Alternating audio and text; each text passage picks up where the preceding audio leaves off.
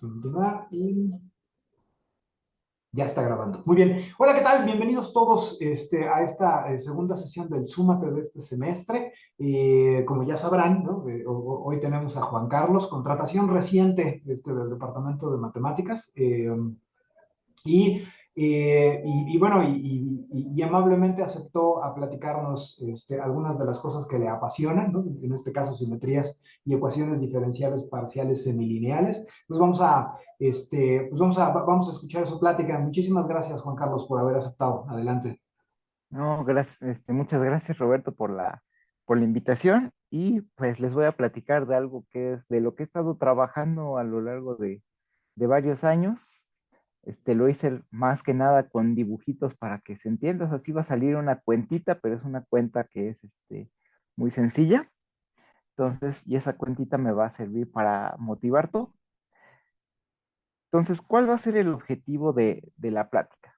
El objetivo de la plática va a ser tratar de reducir ecuaciones diferenciales parciales en otras más sencillas. Lo pongo así nada más otras más sencillas, no digo qué tipo ni nada por el estilo, porque ya vamos a estar viendo que de repente aparecen ecuaciones diferenciales ordinarias, a veces se vuelve otra parcial, etc.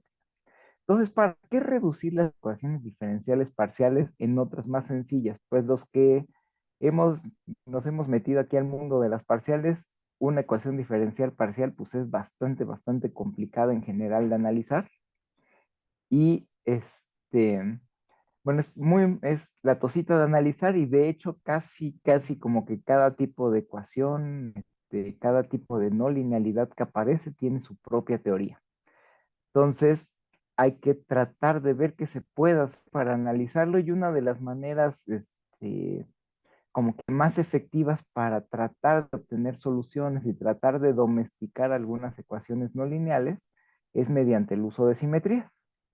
Entonces, voy a dar un ejemplo básico que se da en el curso de ecuaciones diferenciales parciales uno cuando uno quiere resolver la ecuación de Laplace. De hecho, también los que son físicos, ven este método, pero vamos a tratar de sacarle un poquito más para ver qué está detrás de este método. Entonces aquí pongo una ecuación muy básica, que es Laplaciano de U igual a cero, donde les recuerdo el operador Laplaciano, pues es la suma de las segundas derivadas. Entonces, lo que se estudia al principio, casi cuando uno quiere tratar de sacar alguna solución de esta ecuación, lo que hace uno es tratar de buscar soluciones de cierta forma. Entonces uno propone y ve después que si existen, uno dice que quiere buscar soluciones que se vean de la forma B de X, o sea, que dependa solamente de la norma de X. Entonces uno se pone a buscar este tipo de soluciones. Vamos a poner lo que este sea B compuesta con F de X, donde F de X es justamente la norma. Entonces, se dice así coloquialmente que está uno buscando soluciones radiales. Cuando uno busca soluciones radiales, uno empieza a hacer la cuenta para ver qué es lo que pasa y lo que sucede es que, bueno, aquí esta función va de Rn en R y esta es una función que va de R en R. ¿Por qué? Porque esto ya es un numerito real, ya no es un vectorcito. Entonces uno empieza a hacer la cuenta y dice, a ver, ¿quién es el laplaciano de U? O sea que es el laplaciano de B compuesto con F. Y si uno se pone a hacer la cuenta, aparece algo de este estilo. Aparece, como el laplaciano es algo de orden 2, pues aparece la segunda derivada de esto multiplicado por la norma del gradiente al cuadrado más la primera derivada compuesta con F y aparece el laplaciano de esta función. Entonces, si uno se pone a hacer las cuentitas, aquí es sencillo ver que si yo tomo la primera parcial, bueno, de hecho vamos a calcular la primera parcial para que no quede. nada volando. Entonces, como esta es una raíz de sumas de x y cuadradas, pues me queda dos veces la raíz de la suma x y cuadrada por la derivada de lo que está aquí, me queda 2xy, y me quedaría entonces xy sobre la norma de x, ¿sale? Y y de aquí se sigue que si yo me tomo el gradiente, me tomo su norma al cuadrado, esto pues me va a quedar la suma de cada una de las parciales al cuadrado, y me queda, es el cuadrado de cada una de estas, las estoy sumando, pues me queda la norma al cuadrado sobre la norma que yo tenía. Entonces me queda x cuadrada, la norma de x sobre este cuadrado, me queda igual a 1. Entonces, esta cuentita yo la puedo seguir por acá, me queda b compuesta con f, nada más b' compuesta con f y el laplaciano. Este sí ya me da más flojera hacer las cuentas, pero si uno vuelve a derivar esta cosa, entonces va a quedar que la suma de las segundas parciales va a quedar n menos 1 veces 1 entre la norma de x. Entonces esto lo puedo ver como n menos 1 veces f de x. De hecho, también esto, si yo lo considero como la función idénticamente 1, yo puedo ver que esto es, si uno denota la función idénticamente 1, está haciendo aquí un poco de cochinadas, pero puedo ponerlo como que así. Evalúo f de x y después todo lo mando al 1. Entonces, esta es como que una composición de la función con f, que no aparece aquí porque es la función idénticamente 1, pero aquí sí aparece más clarita que el laplaciano de f, pues es composición justamente de mi función f. Entonces yo le puedo poner que es un a compuesto con f, donde a de t, pues es de la forma n menos 1t. Entonces, esta cuentita de acá la puedo poner multiplicada por esta a compuesta con f. Y entonces, todo esto me quedaría compuesta con f. Tomar normas es una aplicación que es suprayectiva, entonces tiene inversa derecha. Entonces, lo que pasa es que si yo paso de aquí, si yo busco soluciones entonces que se vean u igual a b por x, digo b de la norma de x, entonces todo esto se reduce a estudiar una ecuación diferencial ordinaria, que es la que aparece generalmente, que es b' más n menos 1 veces t b' igual a 0 en 0 infinito. Esta función no lo puse, pero está definida en Rn. Se me, se me olvidó poner aquí en Rn. Y entonces estoy llevando el estudiar una ecuación diferencial parcial en estudiar una ecuación diferencial ordinaria, que de hecho es lineal y homogénea. El problema con esta ecuación es que tiene aquí un término singular, o sea, en el cero, no está bien definida.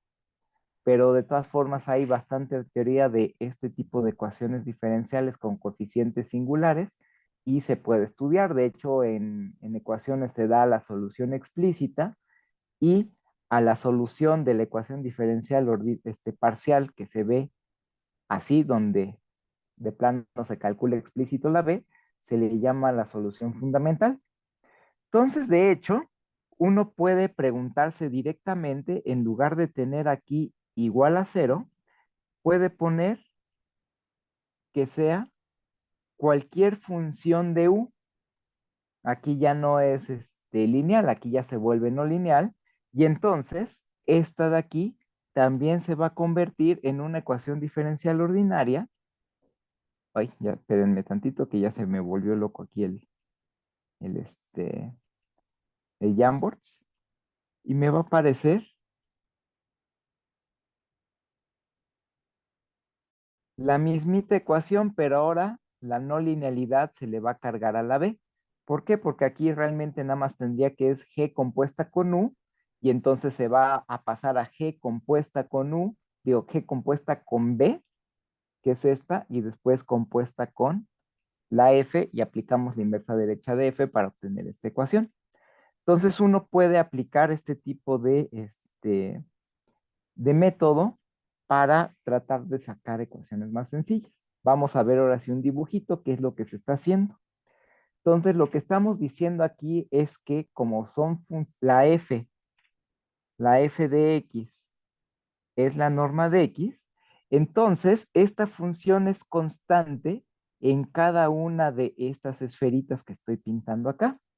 ¿Y por qué se está reduciendo todo de cero a infinito? Pues lo que está haciendo uno realmente es como agarrar en cada esfera, si esta función es constante en toda esta esfera, pues basta con que yo me agarre un solo punto de esa esfera y ahí ya tengo toda la información. Entonces yo puedo empezar a agarrar un punto aquí de esta esfera, otro de esta, etcétera. Y entonces estoy poniendo básicamente, déjenme ponerlo con un poquito más grueso el plumón.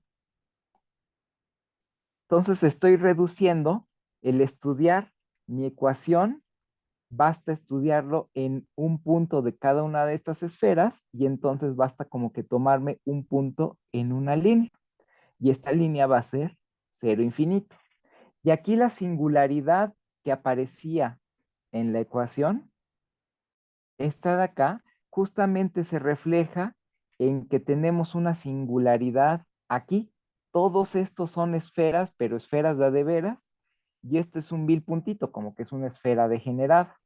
Entonces, como es una esfera degenerada, lo que estamos viendo es que estamos reduciendo todo esto en una línea y la singularidad que aparece en la ecuación sale de la singularidad de este dibujito.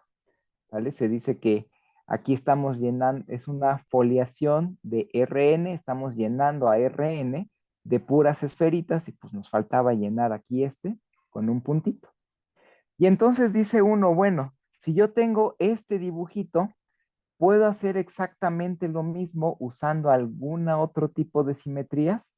En lugar de preguntarme si es constante en esferas, podría preguntarme si es constante, no sé, en cilindros o si es constante en planos.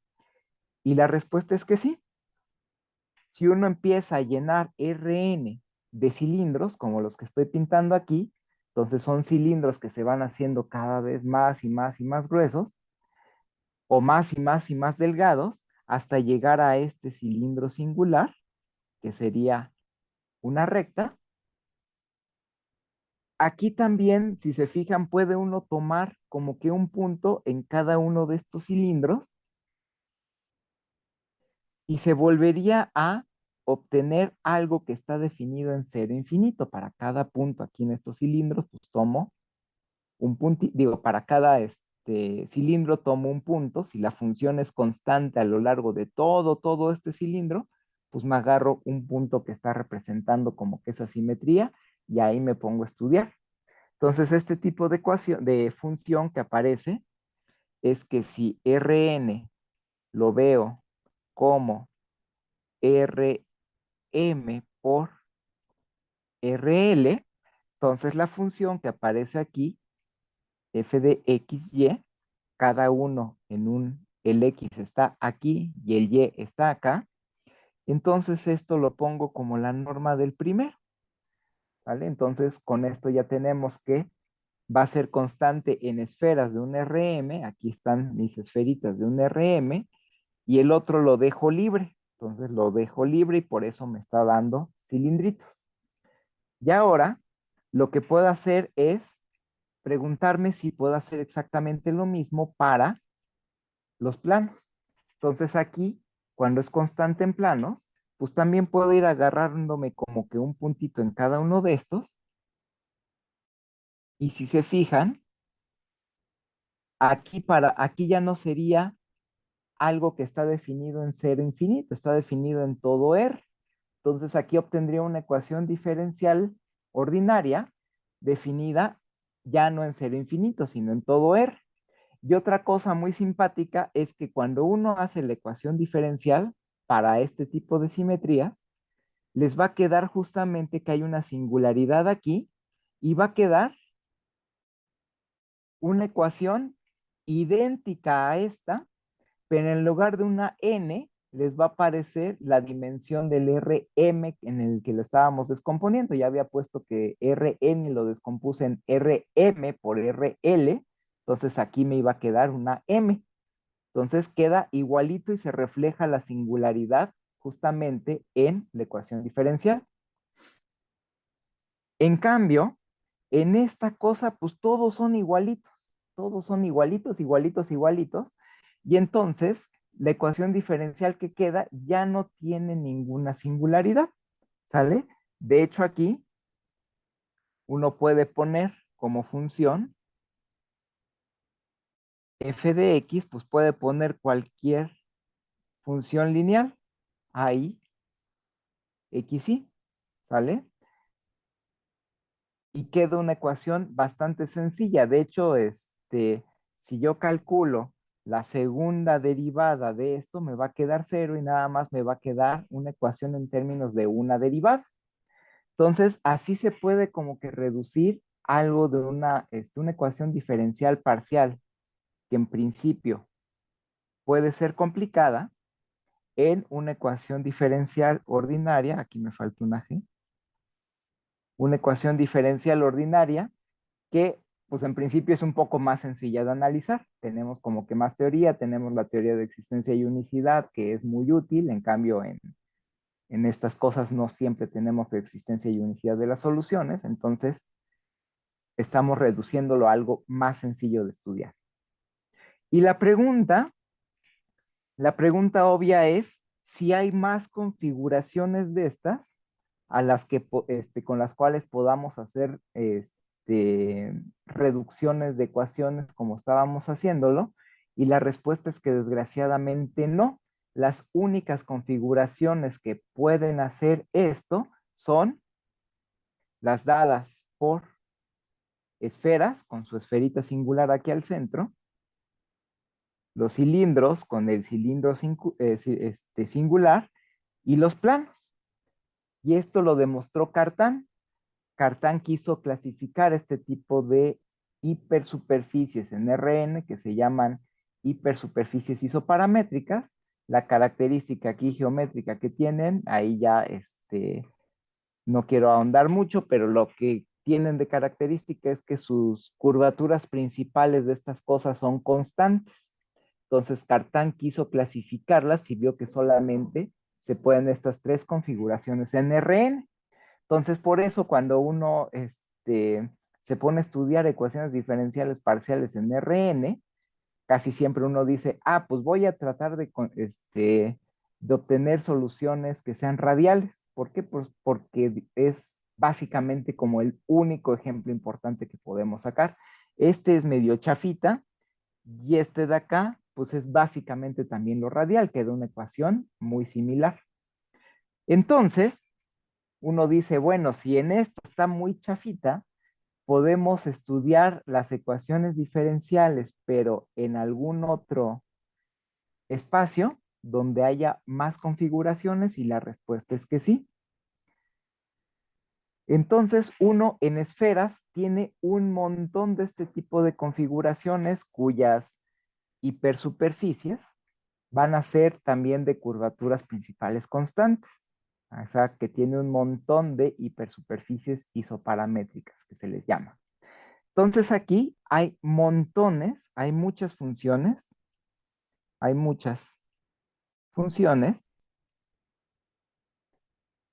f que van de la esfera en R, tales con las cuales yo puedo hacer mi reducción.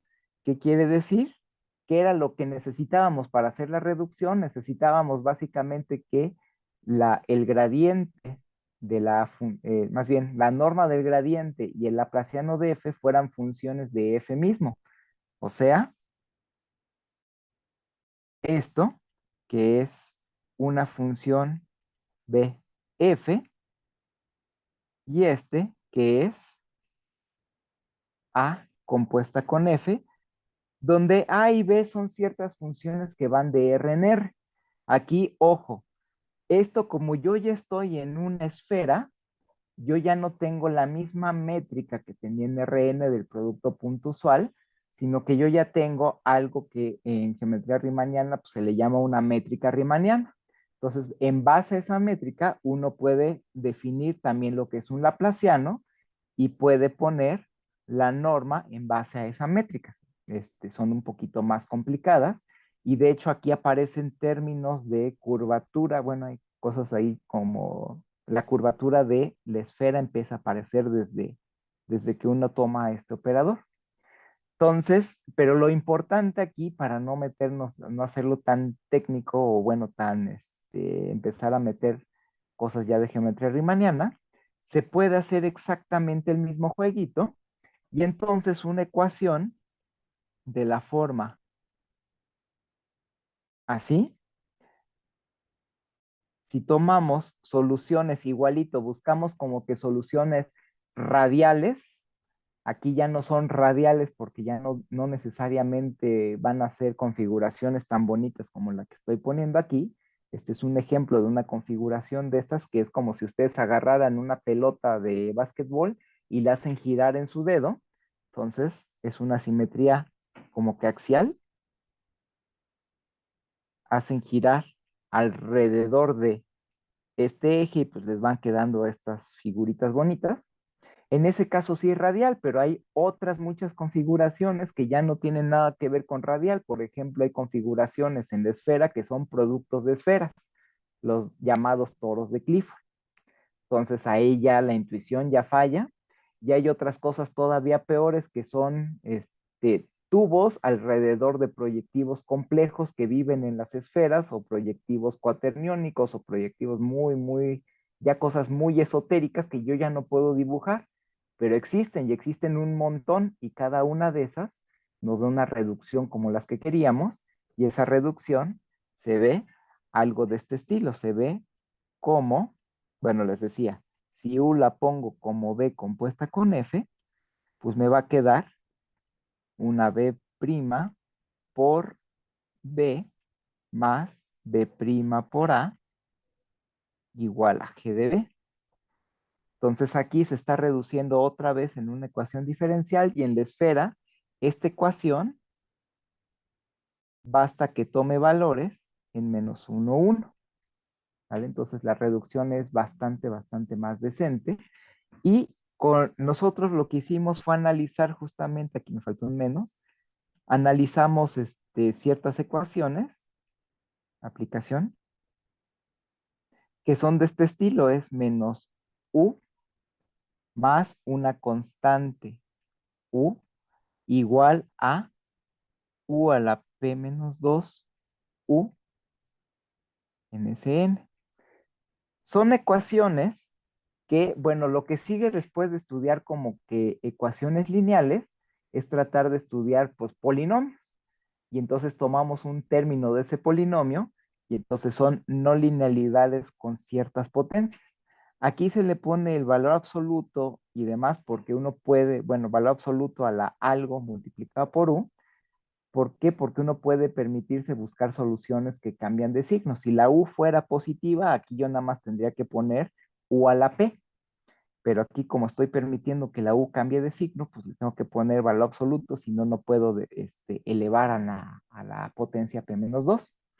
Entonces, para este tipo de cosas, de ecuaciones que surgen también de problemas importantes en geometría diferencial, y y también son un tipo, bueno, este tipo de no linealidades, pero ya no en la esfera, sino en Rn, también aparecen este tipo de no linealidades en ecuaciones de Schrödinger no lineales, que no me pregunten de dónde sale las ecuaciones de Schrödinger no lineales, porque la verdad ni me las sé, pero existen. Entonces, este tipo de ecuaciones se estudian bastantito. Y lo que hicimos fue estudiar las soluciones y junto con Jimmy Petean, aquí, con Petean, en el 2000, ya no me acuerdo qué salió, creo que era 2018, y después con Oscar Palmas, también hay de la facultad, y con Jimmy Petean, Palmas, pues usamos este tipo de simetrías para dar un montón de soluciones que cambian de signo. Entonces aquí es existencia de soluciones que cambian de signo.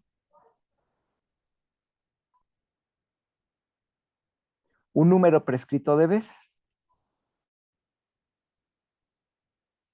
Prescrito de veces.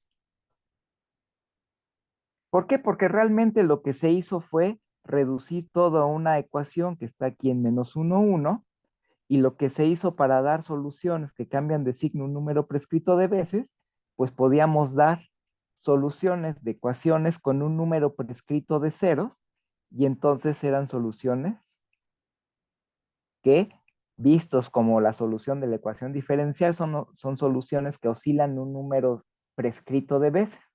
Aquí lo estoy diciendo muy sencillo, pero se necesitan algunas técnicas de ecuaciones diferenciales ordinarias que ya no son tan sencillitas de aplicar. Pero entonces uno puede reducir ecuaciones complicadas en otras más sencillas que hasta puede meter en matemática, puede meter uno en Python y puede tener intuición de lo que está pasando. Y entonces, este tipo de funciones que dan este tipo de configuraciones que les decía de las isoparamétricas, son como que las que hacen la magia para dar las reducciones. Entonces, junto con Oscar, no nos quedamos ahí, dijimos, bueno, esto lo estamos metiendo en geometría riemanniana. ¿Qué pasa si nosotros nos vamos, damos un paso más adelante y vamos a geometría semi-riemanniana o geometría lorentziana? Lo que les gusta estudiar a los físicos, del espacio de Minkowski, ver si se puede reducir ecuaciones en el espacio de Minkowski a ecuaciones diferenciales ordinarias también. La respuesta es que sí.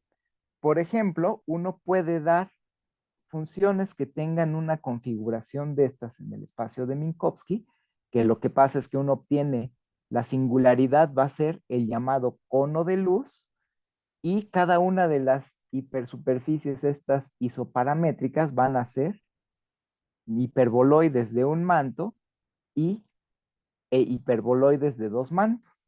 Y aquí la función isoparamétrica que está poniendo uno, pues es exactamente lo mismo, pero como ahora ya en el caso de geometría semirriemanniana ya no tenemos una métrica, sino que tenemos una métrica con signos,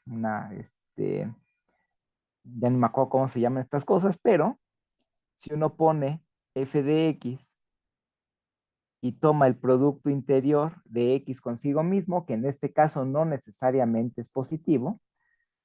De hecho, en el espacio de Minkowski, pues va a quedar así como suma de xy cuadrada menos xn cuadrada. Entonces, por eso ya puede ser algo no necesariamente positivo. Con este tipo de funciones tan sencillas, podemos volver a hacer la reducción. Nada más que aquí, la reducción a mí se me hace todavía más interesante. ¿Por qué? Porque si uno estudia las ecuaciones del mismo estilo, G de U en el Minkowski, que es RM con cierta asignatura que se le llama asignatura 1, que corresponde a tener un signo menos, este operador laplaciano ya no es el operador laplaciano que es suma de cuadrados, digo, suma de segundas derivadas. Aquí este cuate realmente se escribe así, es el operador de D'Alembert, que es, si queremos, vamos a ponerle en lugar de xn, vamos a llamarle a la coordenada especial, le ponemos mejor t. Entonces quedaría como la derivada con respecto al tiempo más laplaciano con respecto a las coordenadas espaciales de U. Entonces aquí lo que tenemos es otro tipo de laplaciano, pero este laplaciano es laplaciano espacial menos el laplaciano temporal. Y esto, si yo le pongo, esto en realidad es un operador de onda. Entonces, esta es una ecuación de onda no lineal que estamos reduciendo en una ecuación diferencial ordinaria. ¿De qué forma? Pues de la mismita forma que yo lo reduje aquí. También van a existir dos funciones, tales que la f la puedo ver de esta manera. Más bien tales que el gradiente, en este caso ya no va a ser gradiente, va a ser f.f, digo gradiente de f punto gradiente de f, y el laplaciano también lo puedo ver de esta forma. Entonces, esto es lo que puede hacer uno, puede reducir este tipo de operador, lo puede reducir otra vez en un operador de esta forma, más b' por b igual a g de u. Vamos a ponerle aquí menos, aquí se vuelve más, aquí se vuelve menos. Le pongo la ecuación que es g de u, entonces se me convierte en una ecuación diferencial ordinaria g de b. Y en este caso, la misma idea que habíamos hecho cuando estábamos con familias de esferitas o de cilindros, uno empieza a tomar un punto de cada uno de estos, ¿cómo se llama? De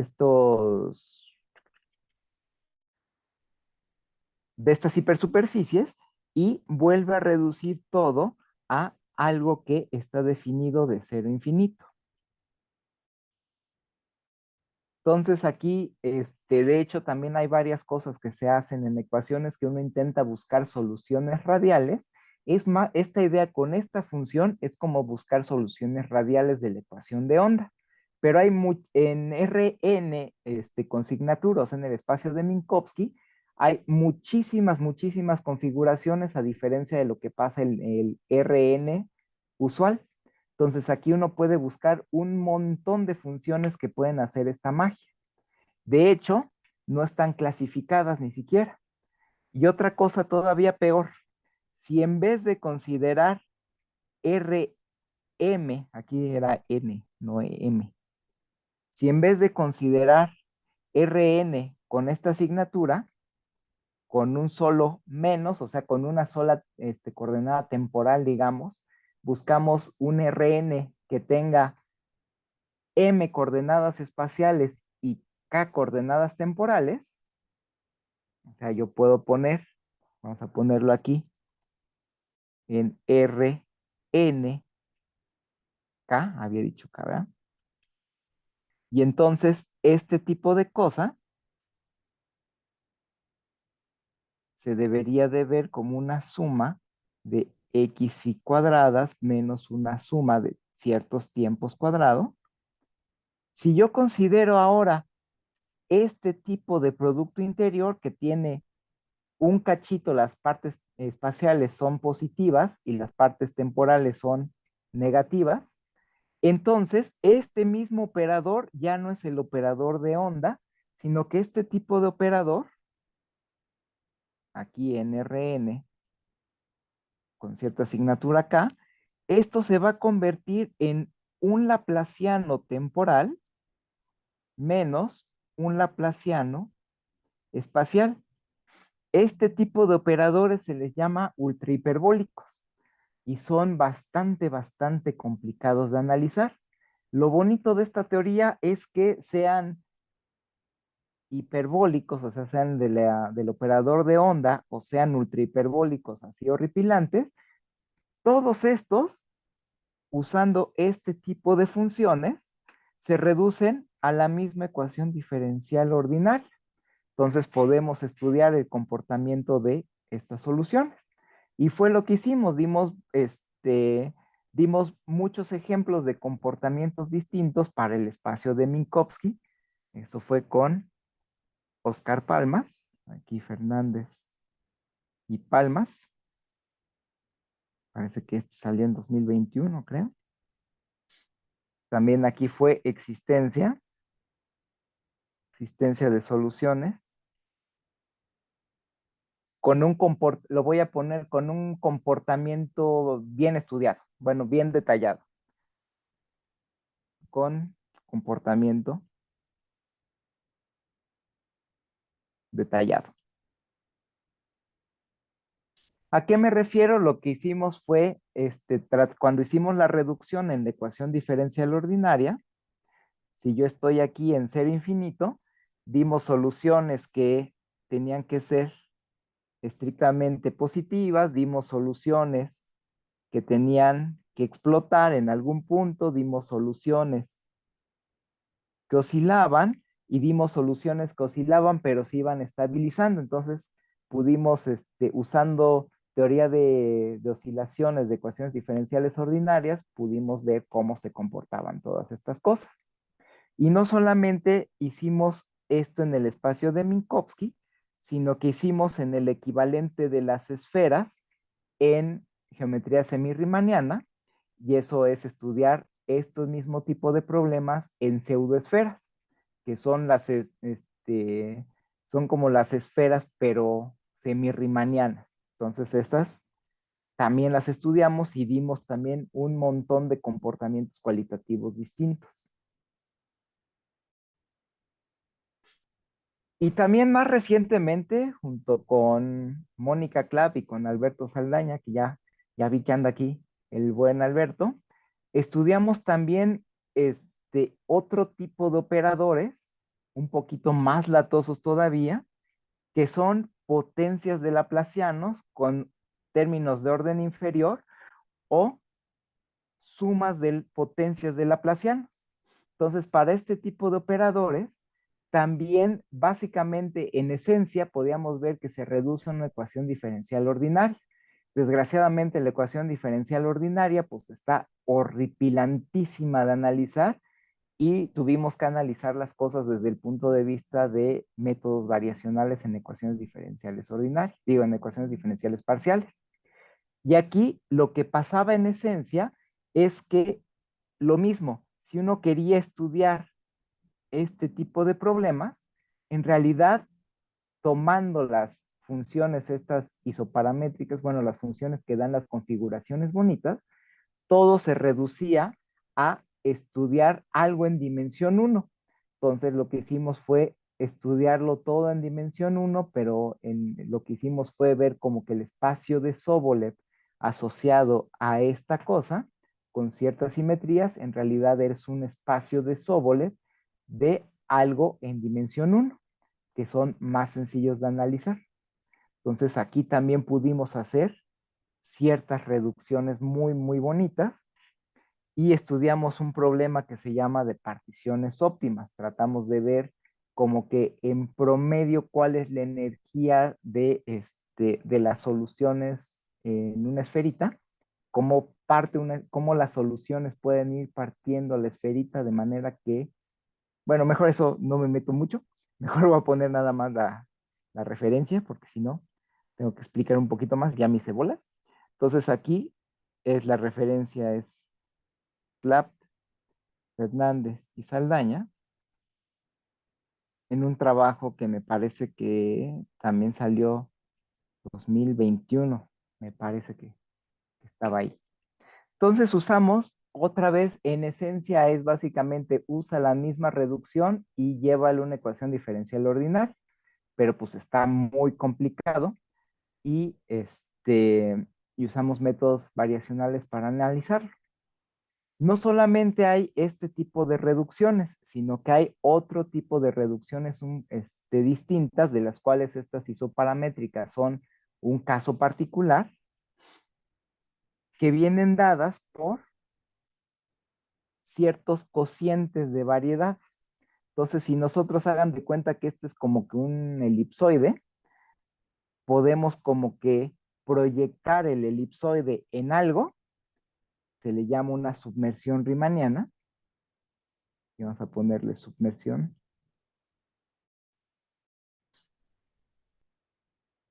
riemanniana. Entonces, esta submersión riemanniana, ¿qué es lo que hace? Es una cosa tal que a todo esto la apachurra en algo de dimensión menor. Aquí la dimensión es m y aquí la dimensión es n. lo está apachurrando en algo que tiene dimensión menor, de forma que cada vez que yo me agarre un puntito aquí, la fibra, o sea, la imagen inversa, pues les va a dar una subvariedad acá. Vamos a decir que este se llame pi. Y vamos a ponerle aquí pi menos 1 de p. Entonces, las submersiones riemannianas de cierto tipo también nos van a permitir reducir ecuaciones diferenciales, pero ya no en ecuaciones diferenciales ordinarias, sino que vamos a reducir la ecuación diferencial parcial en m con muchas dimensiones, lo podemos reducir a una ecuación diferencial parcial en algo que ya tiene menos dimensiones, que en teoría es un poco más sencillo de analizar.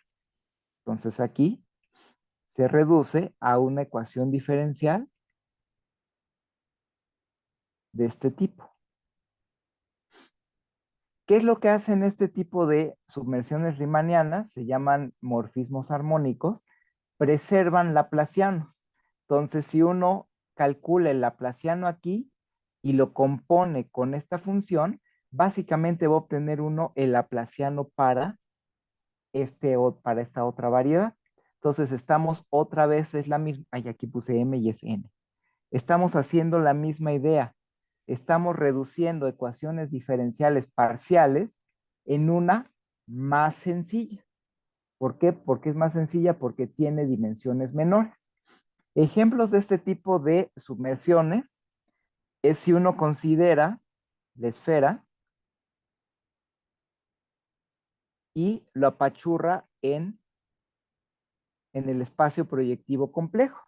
Entonces, si uno calcula el laplaciano aquí compuesto con esta proyección, pues le va a dar básicamente el laplaciano de acá.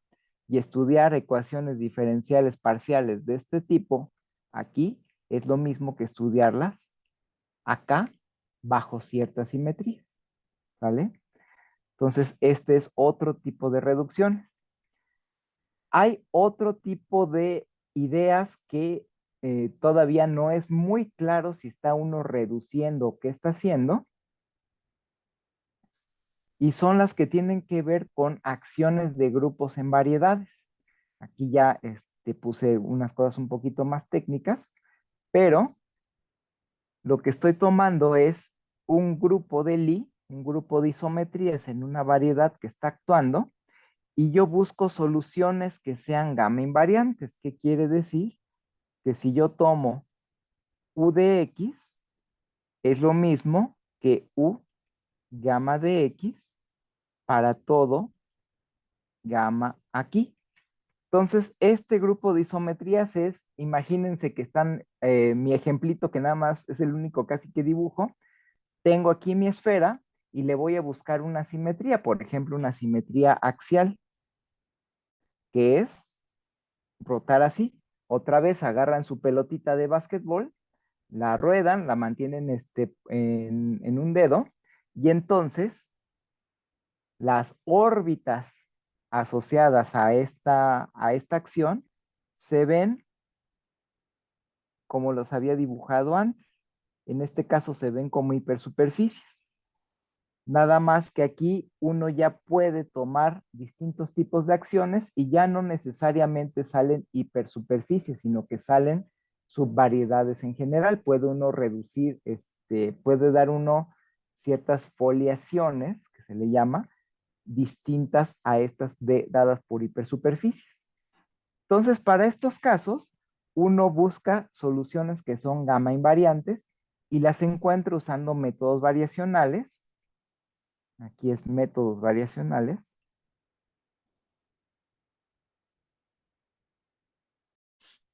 Y en vez de buscar soluciones en un espacio de Sobolev, uno busca soluciones en un espacio de Sobolev, pero más chiquito, digamos, en uno que tenga, que refleje las simetrías. Y entonces aquí uno dice, ¿hay alguna reducción? O sea, si yo considero esta ecuación se reduce a algo, eso no me lo sé. Ahí sí no tengo mucha idea y ahorita les voy a decir cuál es el meollo del asunto de por qué no podemos así tratar de ver si se reduce a algo en general. Pero uno lo que podría decir es, bueno, ¿a qué se debería de reducir? Pues se debería de reducir si hacemos el mismo jueguito de hace rato. A cada punto, a cada una de estas hipersuperficies, si son soluciones que son constantes en estas hipersuperficies, estas son las gamma invariantes, a cada una le agarramos un puntito y vemos el espacio que queda. Entonces, este puntito, pues agarro, me queda un puntito acá. Este de aquí lo agarro, me queda un puntito acá, un puntito acá, puntito, puntito. En este dibujo, pues me está quedando un intervalito. Entonces sería como tratar de estudiar la ecuación diferencial en un intervalito, que es lo que ya estábamos haciendo. Habíamos reducido a ecuaciones diferenciales ordinarias. Pero en general, si uno estudia lo que se llama el espacio de órbitas, que es en M módulo esta cosa, eso ya no necesariamente es una variedad. Puede ser una cosa que tenga unas esquinas raras y uno ya no puede definir tan fácilmente lo que es una ecuación diferencial parcial ahí. Uno dice, pues aquí si ya no es una variedad riemanniana, entonces yo no sé cómo definir un laplaciano. Y ese es el problema justamente en este tipo de espacios. Aquí cuando lo redujimos a un intervalito, pues vimos que el laplaciano se convertía en el laplaciano radial, entre comillas, que era la segunda derivada multiplicada por algo, más la primera derivada multiplicada por algo, con lo que empezamos la plática. Pero en general, uno ya no sabe exactamente si puede reducir así, pero uno sí puede obtener un montón de soluciones gamma invariantes, que fue lo que hice en el doctorado con la profesora Mónica Clapp. Aquí es existencia de soluciones gamma invariantes en variedades arbitrarias.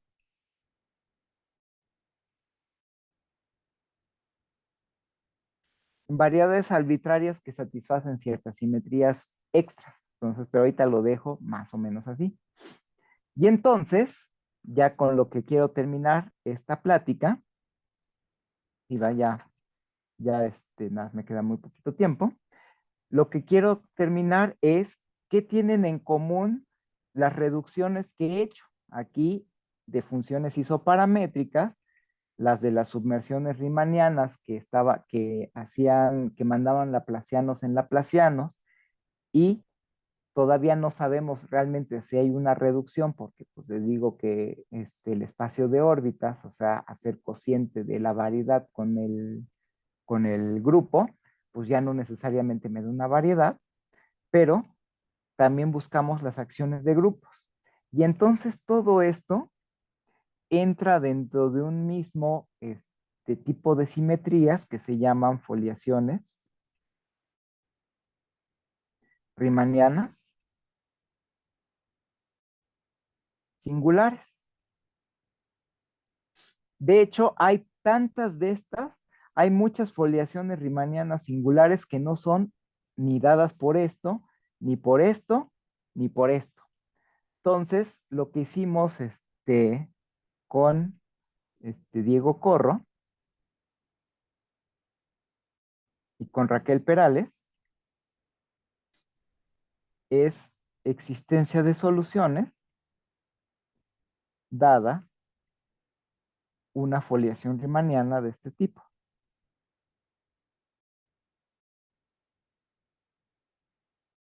¿Y qué es una foliación riemanniana de este tipo?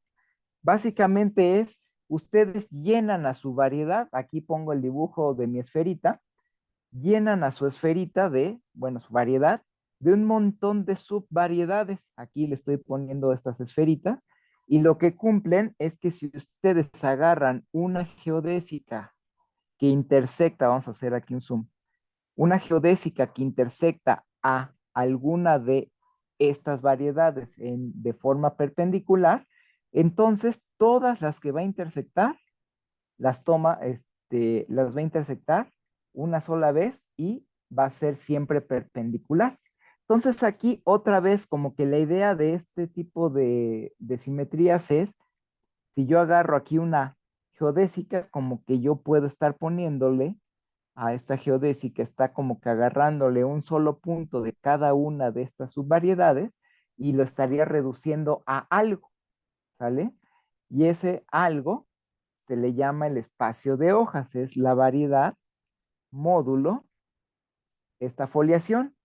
A cada hoja, mándela a un solo punto y ahí a ver qué queda con el cociente. El cociente puede ser muy horrible otra vez. Si en el caso de acciones de grupos podía ser horrible, pues este puede ser espantoso.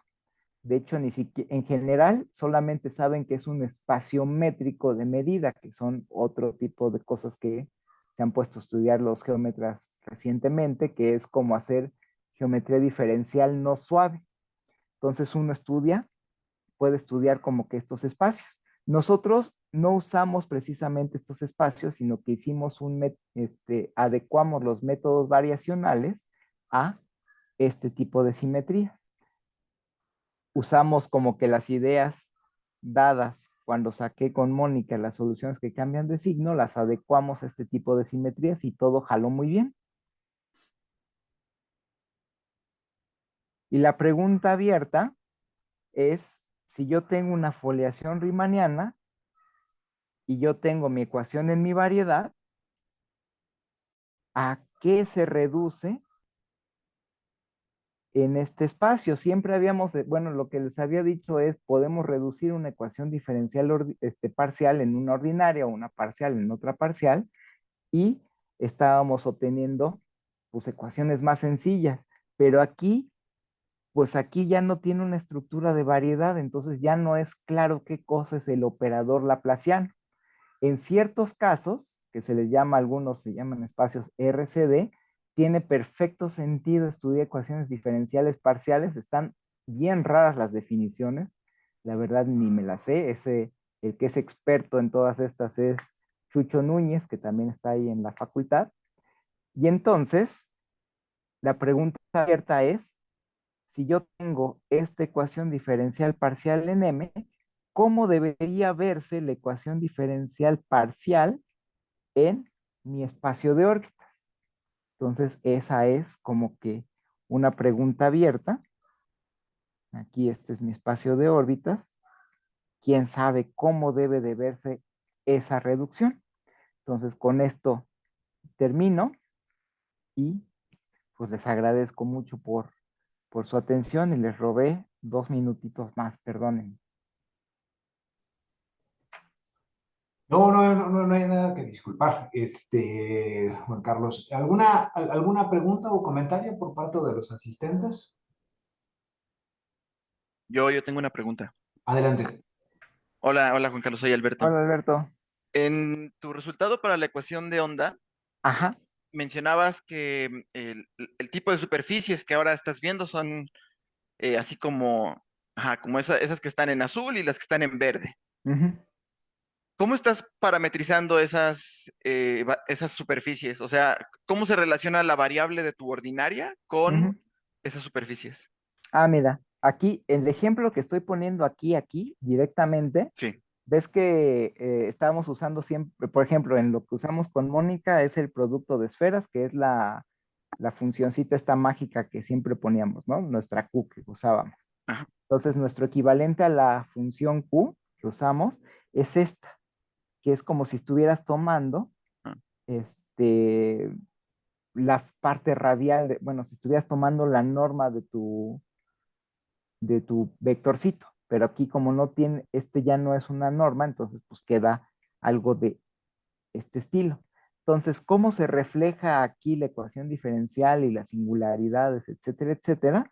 Cuando uno se pone a hacer la cuenta, por ejemplo, en este tipo de cosas, va a quedar que aquí en, digamos, lo que corresponde al cero, que es el cono de luz, vas a obtener la mismita, la mismita singularidad que en el caso radial. En este caso, ¿por qué? Porque en realidad esto es como tomar radiales.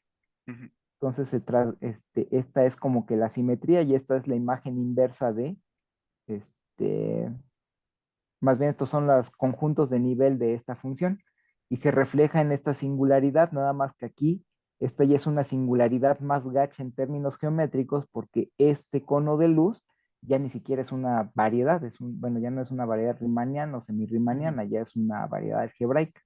Entonces Y aquí ya se pone. la solución es constante con el mismo En valor estas, en la superficie azul y en la verde. Tiene el mismo valor. sí, sí, es constante en todas las superficies que está intersectando. Más bien todas las superficies que tomas van a ser constantes. ¿Y también le puedes prescribir un número fijo de cambios de signo o cómo funciona? Para este no, porque lo que se prueba es que si oscila, pues oscila hasta el infinito. Sí, Y claro. entonces lo que sí hicimos fue, en el caso de la pseudoesfera, ahí sí dimos un número prescrito de oscilaciones, pero también la pseudoesfera es básicamente este hiperboloide de un Ujú, manto. ujú, Entonces, en como ya es ya no es compacto, te queda la ecuación también en cero infinito o en todo R o en distintas cosas, pero uno puede probar que la solución oscila un número prescrito de veces y explota después de cierto tiempo. ujú, ujú, Entonces, es el mismito resultado que teníamos con Oscar y con Jimmy, se traslada a la pseudoesfera, pero con la cosa extra de que la solución necesariamente tiene que explotar en algún momento. O sea que hay algunas hipersuperficies metidas en este objeto raro que cuando llega a esa hipersuperficie, ¡pum!, explota y se va hasta quién sabe dónde. Muy bien, muy bien. Muchas gracias. Y no a ti. ¿Alguna otra pregunta o comentario?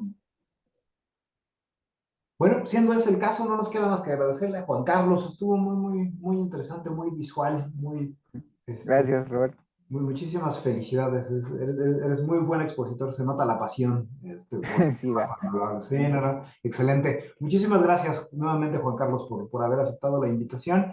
Y ojalá y te mejores, ojalá y Sí, hombre, ya.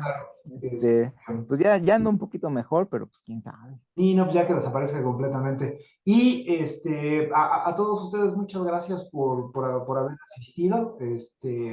Y nos estamos viendo pronto. Hasta luego. Gracias, Roberto. Gracias a todos. Bye. Gracias.